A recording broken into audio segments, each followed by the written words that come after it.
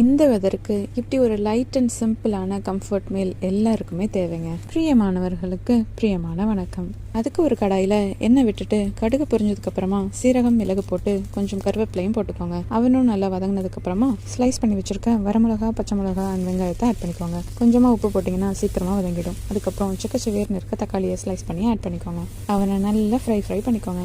இப்போ அவன் வதங்கிட்டு இருக்க கேப்பில் வாங்க நம்ம புளியை ஊற வச்சுட்டு வந்துடலாம். ஒரு பெரிய நெல்லிக்காய் சைஸ் புளி எடுத்து இந்த மாதிரி ஹாட் வாட்டரில் நல்லா சோக் பண்ணி வச்சுருங்க. இப்போ அதுக்குள்ளே தக்காளி நல்லா வதங்கியிருப்பான். அவன் கூட வீட்டில் செஞ்ச மிளகாத்தூள் 1 டேபிள் ஸ்பூன் இல்லைனா சில்லி பவுடர் ஆட் பண்ணிக்கோங்க. அது கூடவே 1/2 டீஸ்பூன் மஞ்சத்தூளும் ஆட் பண்ணி நல்லா மிக்ஸ் பண்ணிக்கோங்க. மிளகாத்தூளோட பச்சை வாசனை நல்லா போனதுக்கப்புறமா பருப்பு ஆட் பண்ணிக்கோங்க. நான் வந்து பாசிப்பயிரை ஓவர் நைட் சோக் பண்ணி குக்கரில் ஒரு 4 விசில் வச்சு எடுத்து வச்சிருக்கேன். அதை ஆட் பண்ணிக்கிட்டேன். இப்போ அது கூட தண்ணியும் ஆட் பண்ணிட்டு அது நல்லா கொதிச்சு வந்ததுக்கப்புறமா கரைச்சி வச்சிருந்த புளியையும் ஆட் பண்ணிக்கோங்க. நல்லா கொதிச்சதுக்கப்புறம் தாளிப்பு ஆட் பண்ணால் அவ்வளோதான். சூடான சாதத்தை கூட அப்பளத்தை வச்சு சூப்பராக சர்வ் பண்ணுங்க. இன்னும் இதுக்கு வெயிட் பண்ணுறீங்க? இந்த ரெசிபியை சேவ் பண்ணி ட்ரை பண்ணிட்டு எப்படி இருக்குன்னு சொல்லி கமெண்ட்ல சொல்லுங்க. இந்த வீடியோ பிடிச்சிருந்தா லைக் பண்ணிட்டு என் சேனலை சப்ஸ்கிரைபர் பண்ணி வச்சுக்கோங்க. அப்போ தான் யாரும் மேலே ரெசிபிஸை டெய்லி பார்க்கலாம்.